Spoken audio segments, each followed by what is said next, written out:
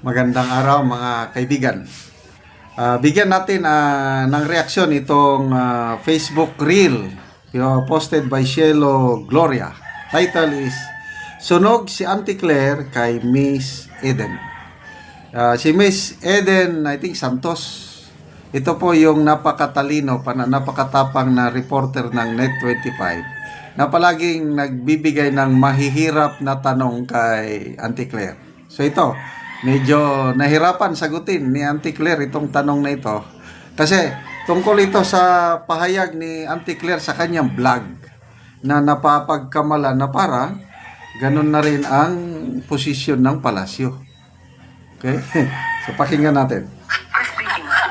Kung ano man ang aking naging opinion personal, Dali pag-usapan natin sa labas. Ano? Doon po sa nabanggit ninyong 7 piso nga baba ng Duterte administration, pwede po ba ninyong i-clarify yun kung talagang 7 piso, gagawin 7 piso kada kilo yung bigas that time, or yung sinasabi po ng dating Pangulo na reduce o bawasan lang ng 7 piso yung presyo po ng bigas. Nasa news na po yan. Okay, so ito viral ito eh. Nag-vlog si Auntie Claire. Vlog niya. Plinasback niya yung statement ng Pangulong Duterte, I think 2019 na SONA, na sinasabi ng Pangulo na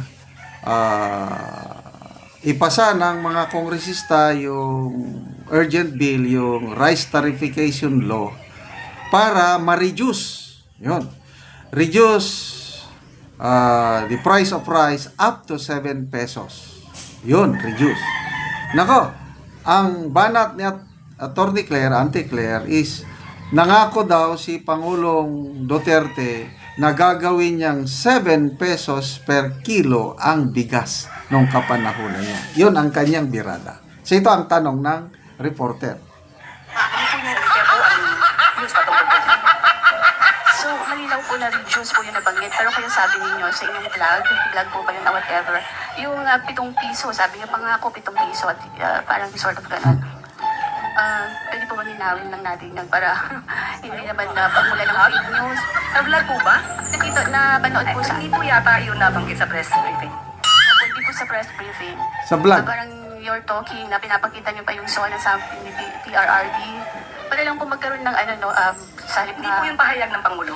Yun. Dito po tayo sa ating press briefing para ihayag po ang direktiba, announcements ng Palasyo. Hindi po patungkol sa aking pag-vlog. Hindi ko naman ito lang po yung vlog kayo, ano po. Para lang po hindi Miss Eden, pasensya na po. Yan Hindi na. po ako makakasagot ng anumang Napiko na. sinabi ko outside from this press briefing.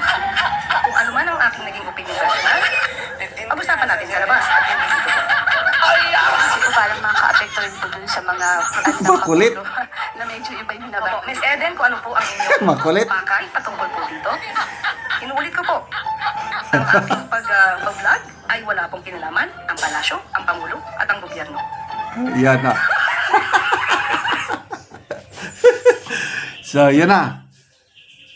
Ngayon ko lang nalaman na kahit Palace Press briefer na siya, nag-vlog pa rin. Akala ko, hininto niya na. Yung pala, tuloy-tuloy lang ang kanyang vlogging journey. Okay, so, hindi mo maiwasan ang taong bayan, ano? Tama naman yung kay Jose Claire Castro na iba ang sinasabi niya sa kanyang vlog, opinion lang niya yon. Iba naman ang sinasabi niya sa Palace Press Briefing. Kaya lang hindi mo maiwasan ang taong bayan na kung minsan ma-confuse na ano ba? Totoo ba na nag-promise ang Pangulong Duterte na gagawin niyang 7 pesos per kilo ang bigas nung panahon niya? Laking tanong yan eh. Kasi ngayon lumalabas na pumapalpak yung promise na 20 pesos per kilong bigas. 3 years na. Ngayon pa nila sisimulan. Itiniming pa sa eleksyon. Tapos, sinimulan ng isang araw, after 1 day, no more. Kaya, yun, lumabas ang issue Una kong na ano yan sa Inquirer, isang columnist, yun ang sinasabi niya, digong, promise 7 pesos per kilo. Tapos, sinigundahan din pala ni vlogger Claire Castro. So, ano ba talaga? So, anyway, kung yan ang kung pinapayagan ng PCO, Malacanang, na mag-vlog pa rin siya, so be it. Kaya lang, tingin ko, lalong makukonfuse ang taong bayan. Kung ano ang sinasabi ni Claire Castro sa vlog niya, ano ang sinasabi niya, makukonfuse, ano ba, sa Pangulo ba yan? So ituloy nyo lang ang inyong pag-vlog kung yan ang kagustuhan niyo. Magbasa tayo sa mga comments. Rowena Valdez, walang klarong sagot talaga sa may hangin ang utak si Claire. Grabe, makaubob. Hill Mark Cruz, payaso. Konsolasyon Juanico, kaloka Claire daw ikaw ngagba.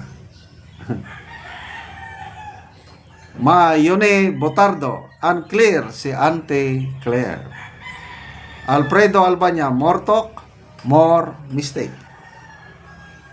Mudja Noria, nakakaya si Tia Claire, mas matalino pa ang nagtatanong kaysa bilang spokes. Mikay Huario, Marites wala sa lugar, hahaha, unya hindi daw makasagot sa vlog. Raymond Bonga, magkaiba daw yung Claire na nag-vlog at Claire na nasa gobyerno. Yun nga mahirap i-distinguish between the vlogger and the palace press briefer. Mas maganda sana lang kung hindi na siya mag-vlog. Kaya lang, wala namang batas siguro na magbabawal sa kanya sa pag-vlog, kaya tuloy lang kanyang vlogging. Kaya lang, ang mapiktuhan ang taong bayan kasi ma-confuse. Boba, Inday Louis Baguio, sunog si Auntie Claire. Cielo Gloria, go Miss Eden, Claire Castro ang totoong fake news.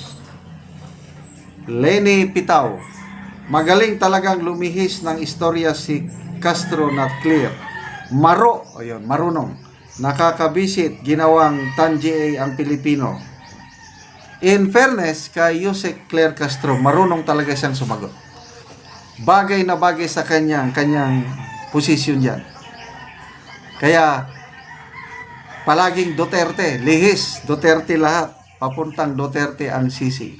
Sige lang, sabi nga ng maraming DDS, nakakatulong si Yusek Claire Castro dahil sa kanyang mga pahayag na yan, lalong bumababa ang ratings ng administrasyong ito. Okay, salamat mga kaibigan sa inyong pagtangkilik sa ating channel. Nakakatulong kayo ng malaki sa Tribong Talandig ng Bukidnon dahil ang sweldo po natin sa channel na ito ginagamit pantulong sa tribo. Namimigay tayo ng mga libreng yero at pako para maayos, ma-repair ang sira-sirang bahay ng Tribong Talandig. Panoorin nyo ang video na ito.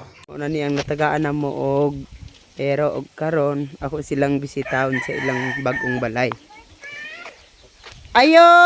Oh, dayon te. Mayong udto. Good. Oo. Dayon ko sa inyong balay. Dayon te. Nindot naman kayo yung ato po. Oh, Bago na. bago na kay naka-atop namin. Nagpasalamat mi sa Ginoo kay kuan naka-atop namin dili na gid mi ulanan og salamat sa nagatan-aw sa video. Oh. Og salamat kay nataga na pud mi og solar. Oo, kana. Hayag na gyud mo. Hayag na gid kay mi kung gabi. Oo. Salamat sa nagahatag og sen, og salamat sa nagatan-aw sa video.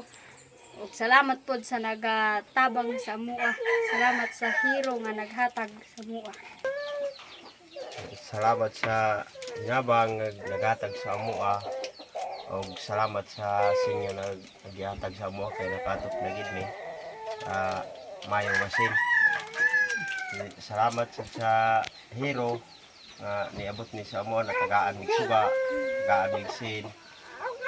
Og nanawat mi magpadayon pa rin ngayon nabang kay para daghan pa mi ang tagaan. Dagdagan pang nanginanglan sa tabang ani. Oo.